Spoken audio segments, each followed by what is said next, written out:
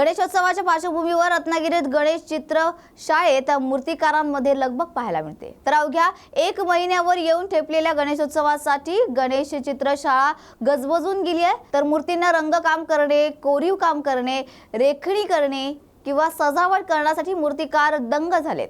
2000 ते 12,000 पर्यंत गणेश मूर्ती चित्र शाळेत विक्रीसाठी उपलब्ध आहेत। कच्चा माल, कलर, ब्रश इत्यादी साहित्यांची किंमत वाढल्यामुळे मूर्तीच्या किमतीत वाढ झाल्याचे कारागिरांनी सांगितले। अवघ्या 25 दिवसांवर गणपती या ठिकाणी कोकणामध्ये येणार आहेत। मूर्ती कला केंद्रामध्ये या ठिकाणी कामगारांची तसेच कामगार वर्गाची पूर्णपणे रेलचेल वर्तन दिसते। काय सध्या खंडीची तर आमच्या मूर्ती गणेश मूर्ती कारखान्यात आता कामाला आम्ही गती घेत आहोत। काम मूर्ती कलर काम हे आमच्या आता जोरात चालू झाले और म्हणजे दिवस रात्र आमचं हे काम आता चालतं आहे। त्यामुळे कसं लवकर होईल काम ह्या दृष्टीने आम्ही एक प्रयत्नशील आहोत।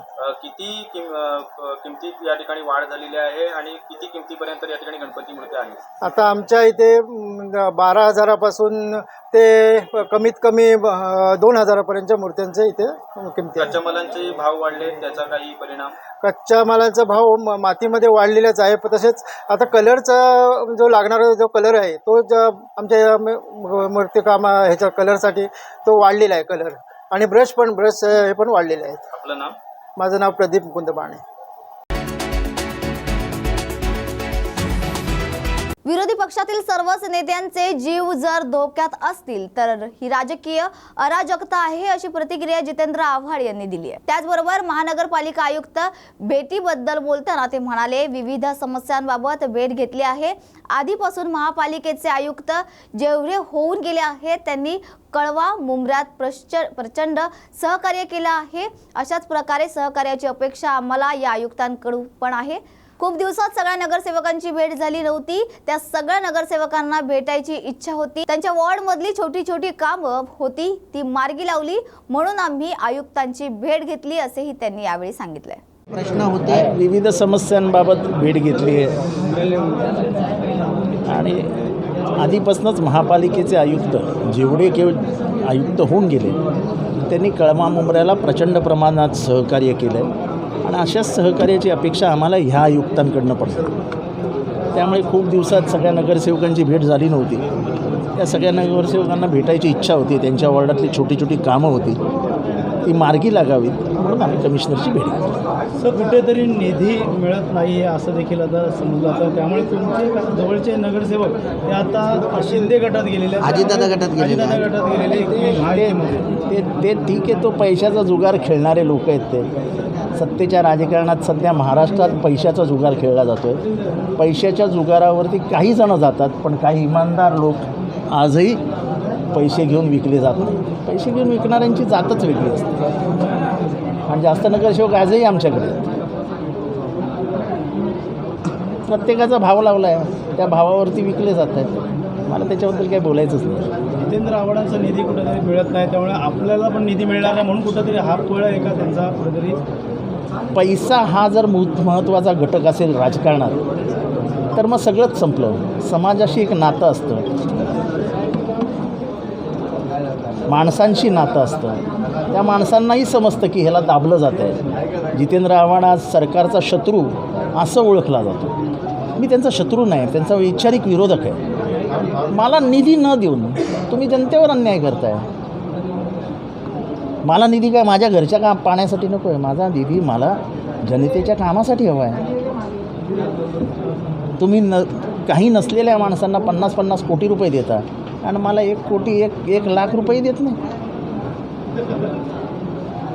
आणि मी हे किती दिवस बोलते। आता नको मला, आता इलेक्शनमध्ये बघू काय होईल ते। आचारसंहिता येथे लवकर लागते, विधानसभा आहे, त्या वाटतं मुंब्र्याचा कुठेतरी अनेक विकास होणार आहे, ते कुठेतरी अडथळा होऊ शकतो निर्माण? काही फरक पडत नाही। आचारसंहिता ही निवडणुका लागतील, जनता सुज्ञ आहे, निर्णय घेईल। सर, अनेक वेळा पाहिलं जातं कळवा मुंब्र्यामध्ये जी काही कामं तुमच्या माध्यमातून जर त्याच्यावरती राजकीय म्हणजे हस्तक्षेप केला जातो। अशाच प्रकारे आता 50 कोटी समोरच्या व्यक्तींना दिलेले आहेत, तुम्ही केलेल्या कामांवरती ते सुद्धा दावा करू शकतात? आता कोण दावा बिवा करत नाही, जनतेला माहिती कोण काम करते, त्याच्यात काय अधिक बोलण्याचं कारण नाही। कारण श्रेयवादाची लढाई नाही, छे ज्याला श्रेय घ्यायचं मुंब्र्यातल्या कामाचं त्याला घेऊ द्यावं। मुंबऱ्याच्या जनतेला माहिती आहे काम कोण करतं. तर चौपाटीचं काम आहे, चांगल्या पद्धतीचं काम केलेलं गेलेलं आहे. कधीपर्यंत ते काम पूर्ण होणार आहे आणि मुंबऱ्याकरांसाठी आता असं आहे की आता पावसाळा आहे, पावसाळा संपता ते काम पूर्ण होईल. पण एक उत्कृष्ट सोय मुंब्रा कळव्यासाठी चौपाटीच्या निमित्ताने होईल. सर आयुक्तांनी हे काम पूर्ण करण्यात आलेलं आहे. आता आयुक्तांच्या मार्फत वाटतं येणाऱ्या काळात ते श्रेयवादाची पण लढाई होऊ शकते. त्याचे मी तर सरळ सांगितलं ना, त्याचं उद्घाटन मुख्यमंत्रीच करतील. मी थोडं म्हटलं मी उद्घाटन करीन. मला ते हे बाबा मुख्यमंत्री आहेत. या शहराचे ते स्वतः सदस्य आहेत, या शहराचे ते नागरिक आहेत. मुख्यमंत्र्यांच्या हस्ते उद्घाटन होणं हे आम्हाला देखील आशादायी, प्रेरणादायी, आशीर्वाददायी. म्हणजे तिथे येऊन ते बघून तरी खुश होऊन म्हणतील जितेंद्र घे तुला 100 कोटी रुपये. अशीच एक छोटीशी भाबडी आशा असते.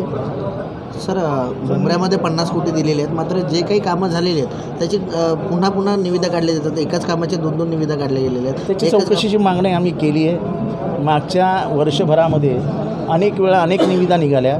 जी कामं आम्ही पूर्ण करून ठेवली होती त्याच्यावरच निविदा निघाल्या, त्याची बिलही काढली गेली, त्याची चौकशी करावी अशी आम्ही मागणी केली. निवडणुका बघता आता अजितदादा गटातील काही लोक आता तळ ठोकून तिथं बसलेले आहेत. नवीन कार्यालय त्या ठिकाणी काढत आहेत, त्यामुळे तुम्हाला आव्हान एक प्रकारचं देतात. कार्यालय उघडून तुम्ही आव्हान नाही देऊ शकत. माझं कार्यालय हे लोकांच्या हृदयात आहे, रस्त्यावर नाही आहे. माझ्या कार्यालयाचा दरवाजा लोकांच्या हृदयात उघडतो, त्यामुळे मी त्यांच्या कार्यालयाला मोजत बसणार नाही.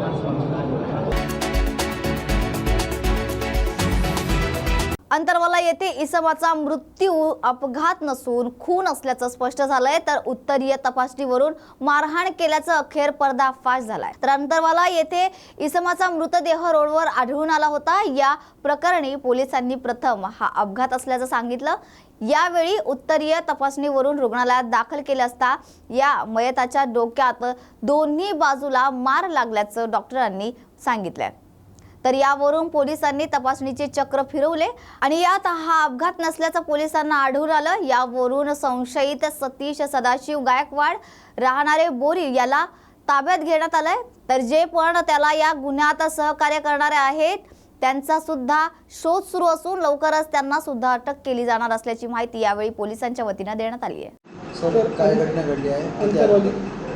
अंतरवालाच्या इथं दिनांक 10/8 सकाळी एक मोटरसायकल आणि एक मयत अवस्थेत इथं मिळून आलेला होता. प्राथमिक तो अपघात वाटत होता. त्या सदर इस्माला पोस्टमॉर्टम करिता सरकारी दवाखान्यात पाठवले असता त्या डोक्यावर 2-3 बाजूने मार दिसला आणि तो डोक्याला मार लागून मयत झाल्याचं दिसून आले आणि त्याच्यामध्ये अपघात नसून तो घातपात असल्याचं संशय आल्याने त्या बाजून तपास चालू केला. AP अंतर्फे तपास करीत आहेत. घटनास्थळावर मोटरसायकल ची पाहणी केली, त्याला मोटरसायकल चिखलते होता, त्यामुळे तो घातपात असल्याचं संशय आल्याने आम्ही त्या बाजून तपास सुरुवात केली. त्याच्यामध्ये मयताच्या नातेवाईकांनी जी फिर्याद दिली आहे त्यामध्ये एक आरोपीचं नाव दिलेलं होतं सतीश सदाशिव गायकवाड राहणार बोरी. याला आज रोजी ताब्यात घेण्यात आलेलं आहे. त्याच्यासोबत जे त्याला सहकार्य करणारे आहेत त्यांचा शोध घेऊन त्यालाही अटक करण्याची प्रक्रिया चालू आहे. किती आरोपी आतापर्यंत आपण ताब्यात घेतले? आतापर्यंत 2 घेतलेले आहेत आणि उर्वरित 2 आता घेणे चालू आहे. तर या होत्या महत्त्वाच्या घडामोडी. अशाच महत्त्वाच्या घडामोडींसाठी पाहत रहा न्यूज मराठी 24/7.